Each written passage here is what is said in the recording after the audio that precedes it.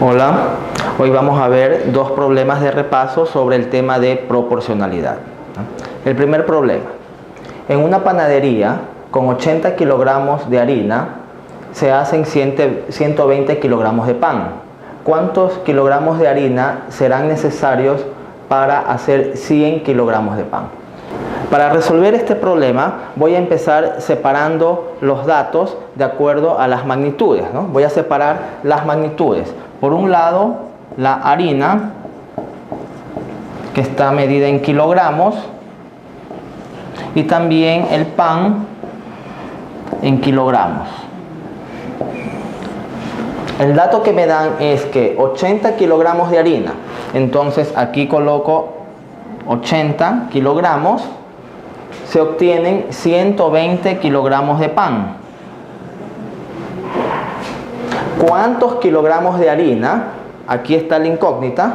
¿Cuántos kilogramos de harina? Esto es lo que me preguntan. Serán necesarios para hacer 100 kilogramos de pan. 100 kilogramos de pan. Entonces, en este caso la cantidad de pan ha disminuido. La cantidad de harina tendrá que ser menor también en la misma proporción.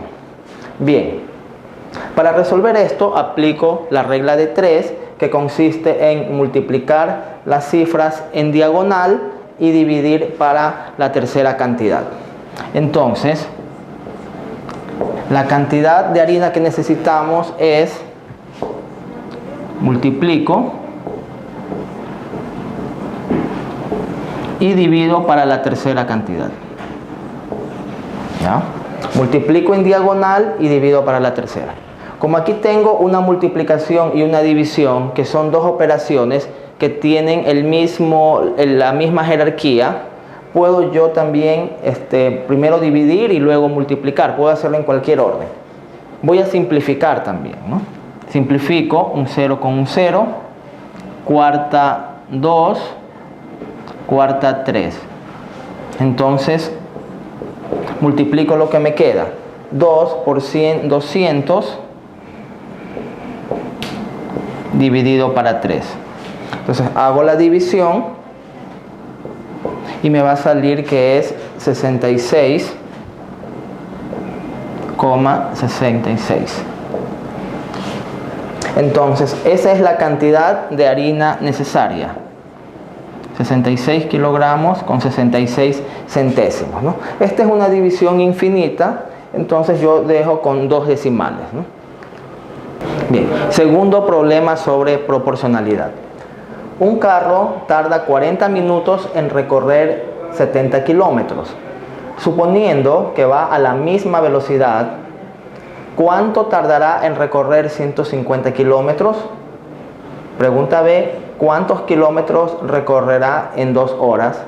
Bien, de nuevo aquí tenemos dos magnitudes. Por un lado, la distancia que recorre y el tiempo que se demora. Son magnitudes directamente proporcionales porque a mayor distancia, mayor tiempo. Menor distancia, menor tiempo. Entonces voy a separar las magnitudes con sus respectivos datos. Por un lado, la distancia medida en kilómetros. Y la otra magnitud, el tiempo. Bien, con respecto al tiempo, veo que hay dos unidades.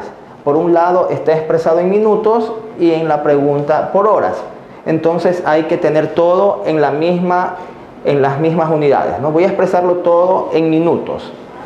Entonces el tiempo lo voy a expresar en minutos. 70 kilómetros, el primer dato. En recorrer los 70 kilómetros se demora 40 minutos.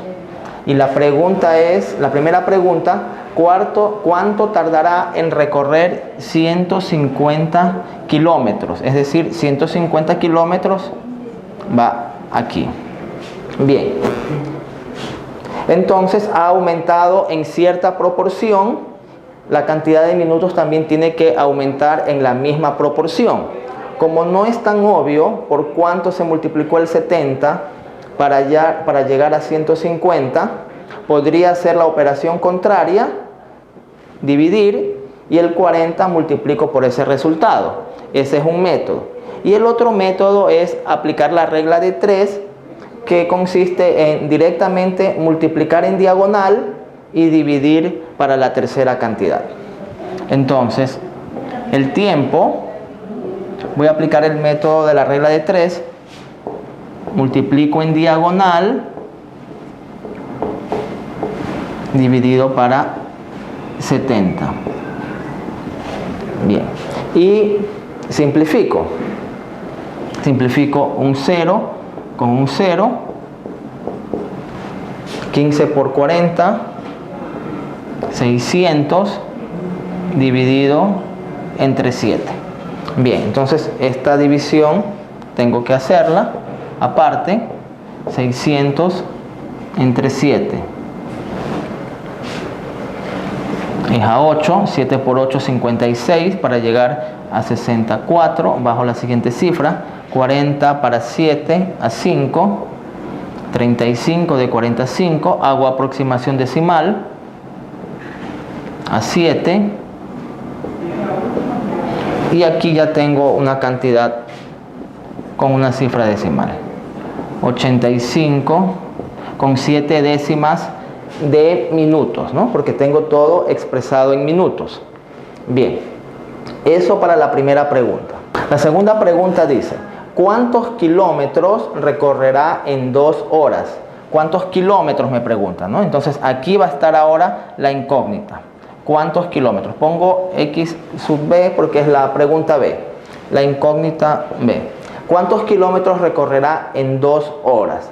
2 horas son 120 minutos. Tengo que expresarlo en minutos porque todo tiene que estar en la misma unidad. Ya tengo este dato en minutos, tengo que tener el otro dato también en minutos. 120 minutos.